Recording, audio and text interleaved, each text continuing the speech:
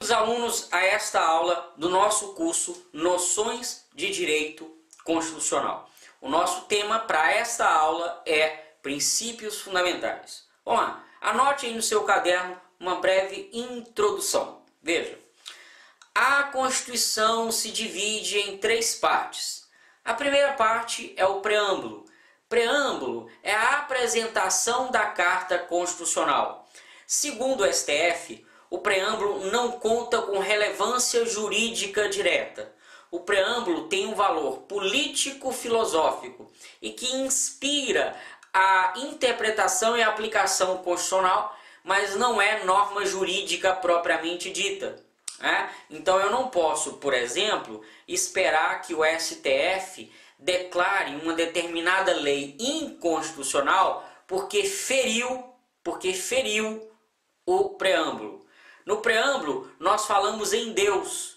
E aí se pergunta, poxa, como é que o preâmbulo pode falar em Deus se o Brasil é um estado laico, não confessional?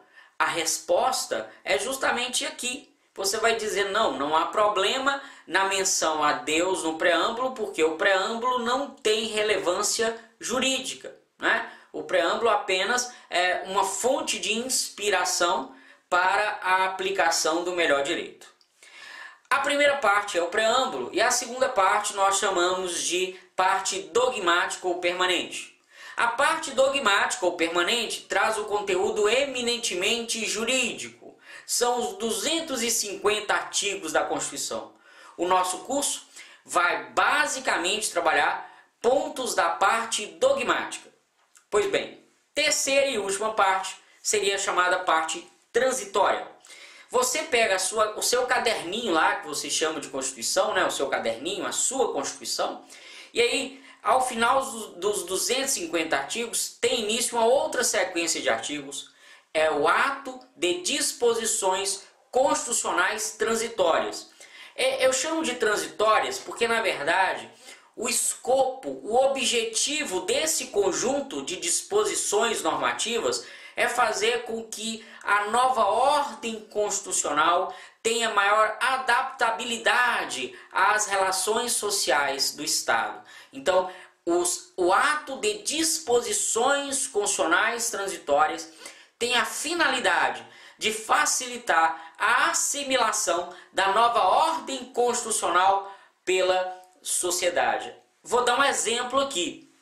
Veja, antes da Constituição de 88, era possível você ter ingressado num cargo público através de concurso, mas ter depois mudado para outro sem concurso. Isso era possível.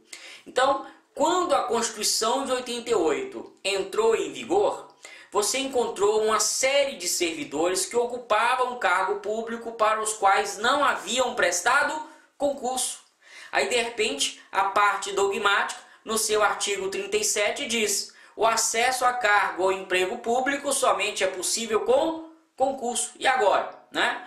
Então, o ADCT veio e diz, olha, o negócio é o seguinte: aquelas pessoas que se encontram em cargo público há mais de 5 anos, a contar da promulgação da Constituição, ganhará estabilidade. Então, é como se a Constituição sabe que ela traz uma mudança na ordem jurídica. E essa mudança, por vezes, pode ser abrupta, pode ser, como que eu posso dizer, pode ser acentuada. E eu, então, poderia pegar uma situação jurídica em que o indivíduo ia ficar desprevenido, vulnerável, fora surpreendido pela nova ordem. Então, para facilitar a adaptação a essa nova ordem, em alguns pontos o ADCT então veio, como eu já disse, eu sei que eu estou sendo repetitivo, o ADCT veio para ajudar a sociedade a assimilar a nova ordem constitucional. Veja o exemplo que eu acabei de dar. O servidor que já estava há muito tempo num cargo sem concurso, né, ele teve a sua situação apaziguada pelo ADCT, no momento que diz, olha, se você já está aí há mais de 5 anos, considerando a promulgação da Constituição, então você terá a estabilidade. Então, são 3 as partes da Constituição: preâmbulo, parte dogmática e a parte transitória. Dito isso, feito essa apresentação, vamos então ao nosso objeto de estudo, aos princípios fundamentais. Correto? Anotou no seu cadernão? Então vamos lá. Princípios, conceito. Veja, a palavra princípios ela é polissêmica. Ela aceita uma série de sentidos. Dentre a imensidão de sentidos que podemos atribuir à palavra princípios, vamos escolher aqui algum daqueles que teria maior funcionalidade, seria mais útil à nossa matéria. Então vamos lá, anote no seu caderno assim. Princípios são verdades informadoras. Princípios são valores que norteiam o modo de agir do Estado. Marcos, por que você falou em modo de agir do Estado? Amigos, nós estamos estudando princípios fundamentais da República Federativa do Brasil. Então, em se tratando de princípios fundamentais da República Federativa do Brasil, o que você vai anotar? Princípios são verdades informadoras. São valores que norteiam o modo de agir do Estado. Beleza? Marcos, beleza, eu consegui até anotar, mas não entendi. Vamos pensar o seguinte. Imagina que você conhece alguém que tem um modo todo diferentão, né? Tá na moda falar o diferentão. Então, tem alguém que tem um modo todo diferentão, todo peculiar de agir. Aí você o questiona. Fala, mas amigo, por que você fez assim? Por que você age assim? Né? Às vezes a pessoa pode virar para você e dizer, não, é porque eu tenho os meus princípios. Então essa pessoa está te dizendo o seguinte, que ela tem um modo de perceber o mundo e as circunstâncias ao seu redor. Ela faz avaliações do que é certo, do que é errado, do que é justo e o que é injusto. E a partir dessas avaliações, ela então vai escolher um modo de agir, vai configurar a sua diretriz de atitude. Pois bem, o nosso legislador constituinte já entregou essas verdades informadoras prontas para a República. O nosso legislador constituinte, nos 4 primeiros artigos da Carta Constitucional, já diz, olha República, no seu modo de agir, são esses os valores que devem nortear. São esses os valores que devem estar na base de todas as ações do Estado. Princípios fundamentais da República Federativa do Brasil. Bem, concluindo essa parte conceitual, quero aqui fazer uma observação. A observação é o seguinte.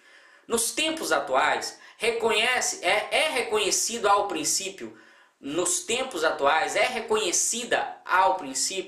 uma força normativa. Nos tempos atuais, é reconhecida ao princípio uma força normativa. O que eu quero dizer com isso é o seguinte, princípio não é mais apenas, como foi no passado, apenas uma inspiração para o legislador ou uma inspiração para o intérprete ou aplicador da lei. O princípio, então, não é apenas um valor que o juiz, ao aplicar a lei ao caso concreto, ele vai se inspirar. Não, não é só isso. Não também, porque às vezes, também, mesmo antigamente, o princípio já tinha uma função integrativa. O que a gente chama de função integrativa do princípio?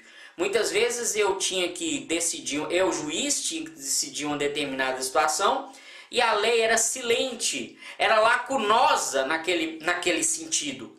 Então, para preencher uma lacuna da lei, eu usava o princípio. Então veja, a princípio se reconhecia basicamente 3 funções dos princípios. Né? Ficou engraçado, meio? A princípio dos princípios, mas vai aí. Então veja, a princípio, os princípios tinham 3 funções. Primeiro, a função que a gente chama de normogenética. O que é a normogenética, a normogênese?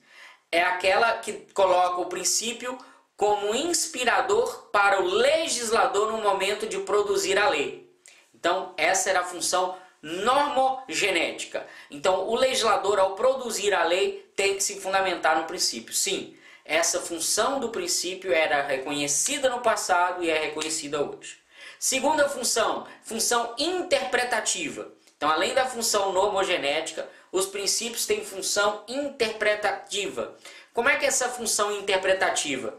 Olha, no momento, por exemplo, que o juiz está a julgar um caso concreto, aplicando a lei ao caso concreto, ele deve se pautar nos princípios para melhor interpretar a lei. Então nós já vimos função normogenética, função interpretativa.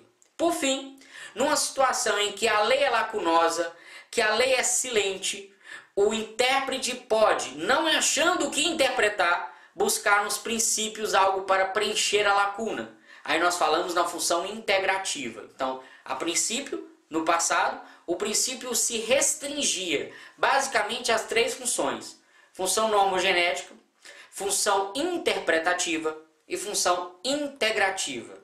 Mas nos tempos atuais, hoje já se reconhece a força normativa de um princípio. Então hoje os princípios também possuem força normativa. E quando eu digo força normativa, eu estou dizendo o seguinte, que é possível, a partir do enunciado principiológico, alguém ser obrigado a fazer ou deixar de fazer algo. Se a gente está tratando aqui de princípios fundamentais do Estado, ou princípios fundamentais da República Federativa do Brasil, é possível, por exemplo, você enquanto cidadão, né, ajuizar uma ação popular no intuito de anular um determinado ato estatal, alegando, por exemplo, a não observância do princípio da dignidade da pessoa humana, a não observância do princípio do valor social do trabalho. Então aqui, para terminar essa parte do conceito do princípio, né, eu quero que você perceba que além daquelas três funções básicas, clássicas do princípio, a normogenética, a interpretativa e a integrativa, hoje se reconhece a força normativa dos princípios. Pronto aí? Tranquilo? Então, já vimos o conceito de princípio, então agora vamos para princípios fundamentais, artigos 1º ao 4º. Então vamos lá. Primeiramente, eu quero que você considere o seguinte. Você vai colocar assim, princípios fundamentais, artigo 1º ao 4º, né? Observação. De novo, observação. Sim, de novo. Observação. Coloca aí. Não tema não. Né? Coloca aí. Vamos lá. É o seguinte. Na sua prova, você pode encontrar essa matéria basicamente em duas abordagens. Então você vai colocar assim. Primeiro, abordagem conceitual. 2 pontos. A partir da abordagem conceitual, fazemos a análise de atributos políticos da República Federativa do Brasil. Atributos políticos que vão definir o perfil de Estado que temos.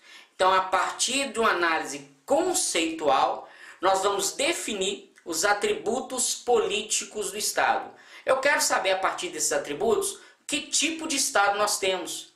O nosso Estado é uma república ou uma monarquia? É presidencialista ou parlamentarista? É democrático, autocrático ou que regime político ele tem? Enfim, qual é a forma de Estado? Como é que o poder político se distribui no território? Todas essas nuances, todas essas características do nosso Brasil, nós saberemos a partir da análise dos atributos políticos do Estado. E a análise dos atributos políticos do Estado você tem a partir de uma abordagem conceitual. E a sua prova pode vir questões com abordagem conceitual. Então a primeira é a abordagem conceitual, na qual destacamos os atributos políticos do Estado. Forma de governo, sistema de governo, regime de governo, forma de Estado. Então são esses os atributos políticos que vamos analisar. A segunda abordagem é uma abordagem pela literalidade da norma, pela letra da lei, pelo texto da lei. Numa abordagem literal, o que salta aos olhos, o que devemos destacar é a relação gênero e espécie. Então, segunda abordagem literal, destaque para gênero e espécie. Veja, do artigo 1º ao 4º, nós temos o que chamamos de princípios fundamentais, correto? Então vamos lá. Quais as espécies de princípios fundamentais que temos? No artigo 1º, nós temos, pode anotar, então são as espécies de princípios fundamentais. No artigo 1º, nós temos caput. No caput do artigo 1º, nós temos justamente os atributos políticos da República Federativa do Brasil. Então, caput do artigo 1º, atributos políticos da República Federativa do Brasil. Nos incisos do artigo 1º, nós temos os fundamentos. Nos incisos do artigo 1º, nós temos os fundamentos. No parágrafo único do artigo 1º, nós temos o princípio democrático. No parágrafo único do artigo 1º, princípio democrático.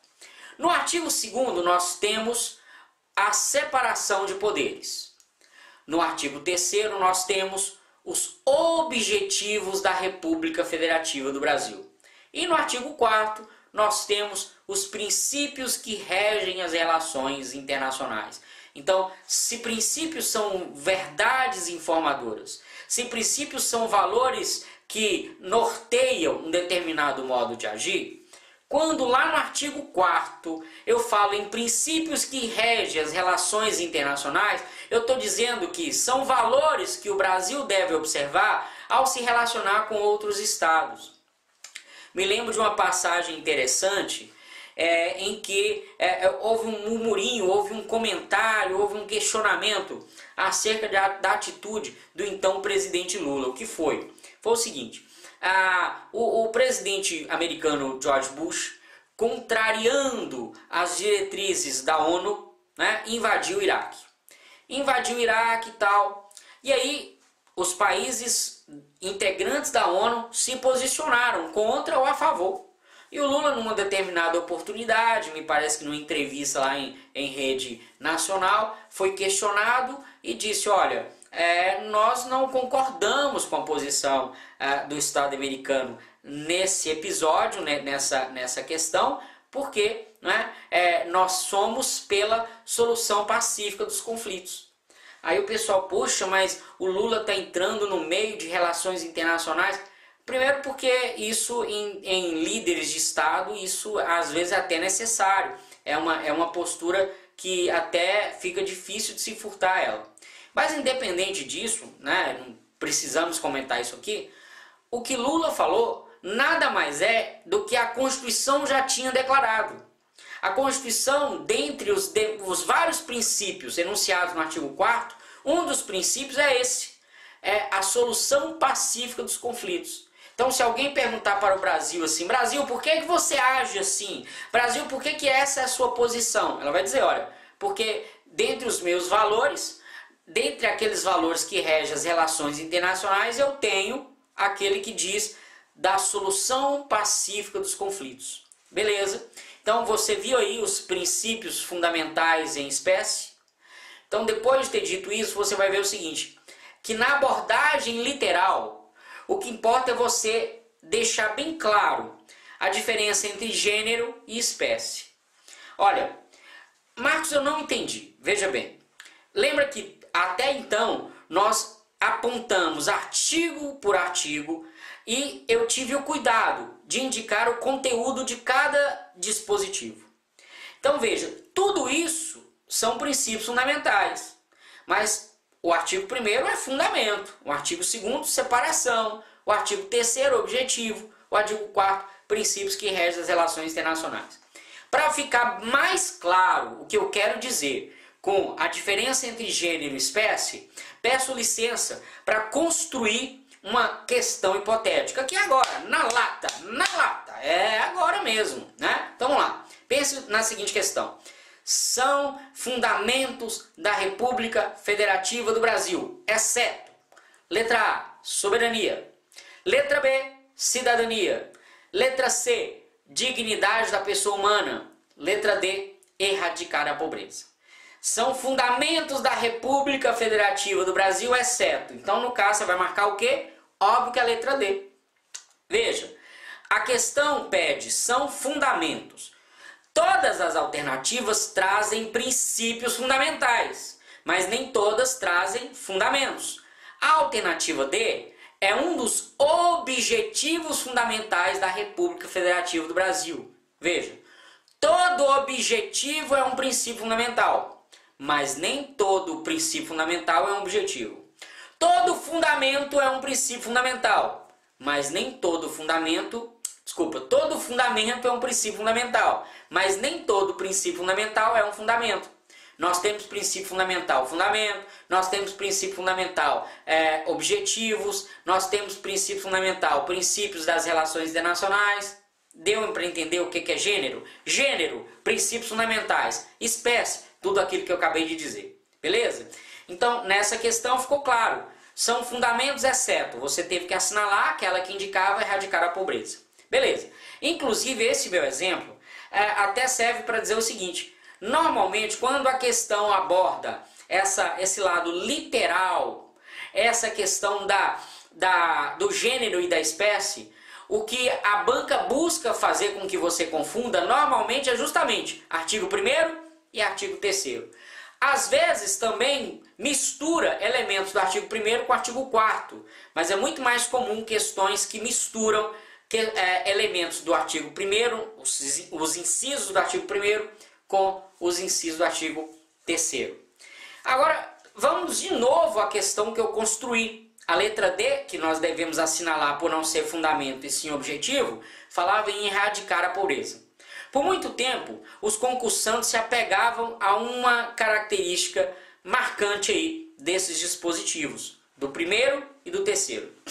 No artigo 1º, os seus incisos, os fundamentos, a ideia principal repousa em substantivos abstratos: dignidade, cidadania, soberania. Ao passo que no artigo 3º, a ideia principal repousa em verbos do infinitivo: garantir, erradicar. Então, como é que o concursando fazia? Se a banca tentava confundir elementos dos incisos do artigo 1º com elementos do artigo 3º, o concursando, se é verbo, é artigo 3º. Mas a banca não é boba. A banca vai percebendo isso. O que hoje a banca faz quando mistura elementos dos dois dispositivos? Ela tende a substantivar os verbos do artigo 3º. Sabe a questão que eu acabei de propor? Na letra D, em vez de colocar erradicar a pobreza, eles colocariam erradicação da pobreza. E aí? Cadê aquela dica, milagrosa, salvadora do verbo no infinitivo? Acabou, né? Então é por isso que você tem a obrigação de conhecer o conteúdo dos artigos 1º ao artigo 4º. Beleza? Então essas são as duas abordagens possíveis. Ou você tem uma abordagem conceitual, em que destacamos os atributos políticos do Estado, ou você tem uma abordagem literal, em que se destaca a relação gênero-espécie, né? Sendo o gênero os princípios fundamentais como um todo. Beleza? Dito isso, vamos lá. Artigo 1º, caput, atributos políticos do Estado. Vejam, anotem no seu caderno aí, como é que a Constituição inicia o caput do artigo 1º. A República Federativa do Brasil. Coloco 3 pontinhos porque aí a gente vai trabalhar com esse primeiro fragmento. Então vamos lá. Letra A, forma de governo. Antes, vamos entender o que é forma de governo. Vamos lá. Forma de governo designa o titular do poder estatal. Então, forma de governo designa o titular do poder estatal. Coloca na linha de baixo. Titular do poder é diferente de exercente do poder. Titular do poder é diferente de exercente do poder. Qual é a primeira palavra mesmo, depois do artigo, lá no texto constitucional? Artigo, República Federativa. Então veja, República nos informa a forma de governo do Estado brasileiro. Forma de governo, nós vimos, designa o titular do poder estatal. Quando eu digo república, república vem de res, pública, coisa pública. Então, para a república, o titular do poder é o povo. Então, o titular do poder é o povo na forma republicana. Se eu te perguntar, quem é o titular do poder executivo? Se você me responder que é o presidente, está errado. O titular do poder executivo é o povo. O presidente é o exercente. Se eu te perguntar, quem é o titular do poder legislativo? Se você me disser que são os parlamentares, está errado. O titular do poder é o povo. Os parlamentares são meros exercentes. Se eu te perguntar, quem é o titular do poder judiciário? Se você me disser magistrados e tribunais, está errado. Titular é o povo. Magistrados e tribunais são meros exercentes. Pelo menos essa é a lógica informada pela forma republicana. Veja, nós temos basicamente duas formas de governo: a república e a monarquia. Faça rapidamente no seu caderno uma tabela com duas colunas. Na primeira coluna você vai dedicar a república e na outra coluna monarquia. Então vamos lá. Na coluna república, o que você vai colocar? O titular do poder é o povo. Na monarquia, o titular do poder é o monarca. Na república, a responsabilização do governante. Na república, a responsabilização do governante. A Constituição prevê o instituto do impeachment. Impeachment, inclusive, que ao momento em que essa aula está sendo gravada, acabou de acontecer com a ex-presidenta Dilma, como ela gostava de ser chamada. Depois, inclusive, eu quero fazer um comentário, tá? Por favor, não vou aqui entrar nessa discussão que tomou conta do país, dos esquerdistas, dos petralhas, dos coxinhos, nada, não vou aqui dizer nada de caráter político, eu vou apenas fazer uma análise jurídica, que venha a ajudar o entendimento da nossa matéria. Beleza? Beleza? Tranquilo. Então, na coluna república, você colocou que há responsabilização do governante com a possibilidade de impeachment. Na monarquia, não há responsabilização do governante. Há uma máxima britânica, me parece, que diz que o rei nunca erra. Então não há como responsabilizar o rei. Então não há. Então na república responsabiliza-se o governante, na monarquia não. Até porque é o seguinte, eu não disse que na república o titular do poder é o povo. Então quem exerce o poder em nome do povo. É como se eu dissesse que o exercente do poder toma conta do que não é dele. E se ele toma conta do que não é dele, se ele toma conta mal, ele vai ser responsabilizado por isso, tá? Na monarquia não. Na monarquia, o monarca é o próprio dono do poder. E se exerce em seu próprio nome, não há como responsabilizá-lo. É como se eu dissesse, pelo amor de Deus, é só para facilitar o entendimento. Vou dizer um absurdo. É como se eu dissesse, monarca, o poder é seu, você vai fazer o que você quiser. Então, preenchidas aí as colunas, vamos continuar. Na república, o poder é exercido periodicamente. Na monarquia, o poder é exercido vitaliciamente. Vitaliciamente. Então, fiquemos assim, república, monarquia, forma de governo. Não se esqueçam, não só de lembrar que a forma de governo do Brasil é a república, mas lembre-se do que forma de governo pode designar. Forma de governo designa quem é o titular do poder. Agora veja, na sequência nós temos república federativo. Então, letra B, nós temos o princípio federativo. O que é federação? Federação é uma forma de Estado. Então, federação é forma de Estado. Assim como fizemos como forma de governo, vamos descobrir o que forma de Estado vem a designar. Forma de Estado designa o modo com que o poder político se distribui pelo território. Então, forma de Estado designa o modo com que o poder político se distribui pelo território. Aí você vai colocar no seu caderno. Nós temos o Estado unitário. No Estado unitário, o que eu tenho? Eu tenho um único centro de poder. Então, o poder se concentra em um único ponto. Então, há um único ponto de onde emanam as decisões políticas que se projetam pelo território do Estado. Então, isso seria um Estado unitário. E nós temos, de outro lado, um Estado descentralizado. Nós teríamos várias formas, ou pelo menos mais de duas formas, de trabalhar o Estado descentralizado. Mas aqui nós vamos tratar de duas principais. Então veja, a primeira divisão de forma de Estado que eu fiz foi de um lado o Estado unitário, de outro lado o Estado descentralizado. Veja, esse Estado descentralizado, por óbvio, ele não tem o poder em um único centro, e daí o nome descentralizado. nós temos o Estado descentralizado em que há vários pontos de onde emanam decisões políticas. Então, há vários núcleos de poder distribuídos pelo território. Mas ainda nessa lógica, eu tenho dois modelos possíveis, né? Eu tenho a possibilidade de uma federação e eu tenho a possibilidade de uma confederação. Veja, na federação e na confederação há vários núcleos de poder distribuídos pelo território. Agora é o seguinte, numa confederação, cada unidade de poder goza de soberania. Então, numa confederação, cada unidade de poder goza de soberania.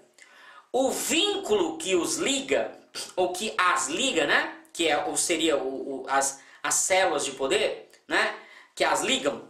Esse vínculo é apenas uma carta de boas intenções, havendo a possibilidade de secessão. Então, num Estado descentralizado, nos moldes de uma confederação, as células de poder distribuídas pelo território gozam de soberania e são ligadas por um vínculo pautado numa espécie de acordo de cavalheiros, podendo haver secessão, divisão. Lembrem-se da famosa Guerra de Secessão lá nos Estados Unidos? Nós tínhamos o Estado na forma federativa, que eu vou explicar daqui a pouquinho. Só que nós tínhamos as colônias do Norte e as colônias do Sul. As colônias do Norte, mais industriais, e as colônias do Sul, mais voltadas para a agricultura, monocultura, escravidão, não é? E aí as colônias do Sul não estavam satisfeitas com a dinâmica das colônias do Norte, queriam dividir. E queriam dividir, então eles foram chamados de confederados, né? Há vários filmes que tratam disso. Né? Nós temos os confederados, que são aqueles que compunham as colônias do Sul, e levaram esse nome de confederados, por quê? Porque eles não queriam a federação, eles queriam o direito de secessão, e daí inclusive o nome da guerra. Então, em se tratando de Estado descentralizado, nós temos a confederação, em que a característica principal é que cada célula goza de soberania e há o direito de secessão. Agora, o outro modelo é o modelo federativo, que é o nosso. O modelo federativo é o seguinte, eu tenho vários governos locais, mas os governos locais distribuídos pelo território no modelo federativo não contam com soberania, contam apenas com autonomia. Não tem cada uma dessas células, ou um grupo delas, o direito de secessão. A federação tem como uma das principais características a vedação à secessão. A federação, como vai dizer a própria Constituição, é formada pela união indissolúvel dos Estados. Inclusive, a gente até diz que é um pleonasmo do bem. Por que pleonasmo do bem? Se eu digo que a forma de Estado brasileiro é federativa, pelo simples fato de falar em federativa, eu já estou declarando que não é possível a dissolução. Porém, o legislador constituinte na sequência vai dizer, formada, né, pela união indissolúvel dos Estados. Cada um dos núcleos de poder goza de autonomia, mas não de soberania. Quem é soberano? Soberano na federação é o conjunto, é a república. Ah, você pensou que seria a União, não é? Está errado. A União não é titular de soberania. A União é apenas um ente federativo, é apenas mais uma das células que compõem a República. A União estaria no mesmo nível do município, a União estaria no mesmo nível do Estado. Estado, município, Distrito Federal, nada mais são do que entes federativos. Todos esses entes gozam de soberania, de autonomia. Mas só quem tem soberania é a República Federativa do Brasil. Ah, Marcos, mas eu nunca entendi isso. Olha, eu vou pedir perdão. Perdão, tirem as crianças da sala. Eu vou usar uma ilustração ridícula, eu tenho até vergonha de fazer isso. Né? Mas pode deixar que depois eu vou me dedicar à autoflagelação, vou dar em mim mesmo, né, várias chibatadas, para quem sabe me desfazer desse enorme pecado de usar uma ilustração tão ridícula. Mas pensa o seguinte, pensem vocês que os entes federativos são irmãos. E todos os irmãos vão ao shopping, lá na praça de alimentação. Então está lá, né, na praça da alimentação, né, curtindo, azarando as gatinhas. Nossa, que expressão horrível. Né? Está lá curtindo paquera, né? Eu estou dizendo gatinha porque os entes... tá lá curtindo, não vou entrar em detalhe não, deixar os entes federativos curtindo uma boa, não é não? Então vamos lá. Então estavam lá os entes federativos da mesa. Aí, num determinado momento, a União diz para o município, vai lá no McDonald's, né, como diz aquele cara lá do... Né, vai lá no MC Donalds, né, vai lá comprar um sanduíche pra gente. O município vai dizer para a União assim, olha, não vou, você não manda em mim, não há hierarquia entre entes federativos. Né? Nós somos entes federativos, gozamos de autonomia, mas não há soberania. Aí a União fala para o Estado, então vai lá, você... O Estado, oh meu Deus do céu, eu também não vou.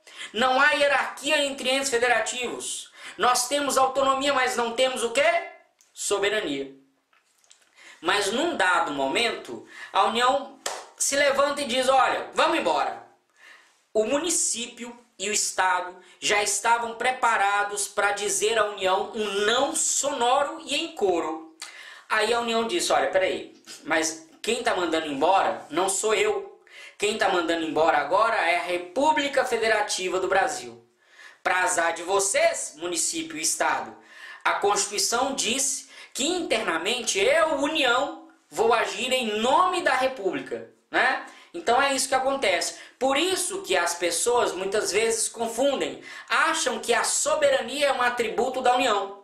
A União é um ente federativo como outro qualquer, como o município e o Estado, como o Distrito Federal. Não tem a União soberania. Porém, quem representa a República no âmbito interno é a União. Por isso que quem preside a União é, ao mesmo tempo, presidente da República. Beleza? Então entendeu aí a forma de Estado federativa? Entendeu que na forma de Estado federativo eu tenho vários núcleos de poder espalhados pelo território, mas não há o direito de secessão, união indissolúvel dos Estados? Percebeu também que cada uma dessas células, União, Estado, Distrito Federal e município, é titular de autonomia, mas não de soberania? Pois bem, essa é a nossa forma de Estado. Beleza? Então, a princípio, são esses os atributos políticos da República Federativa do Brasil.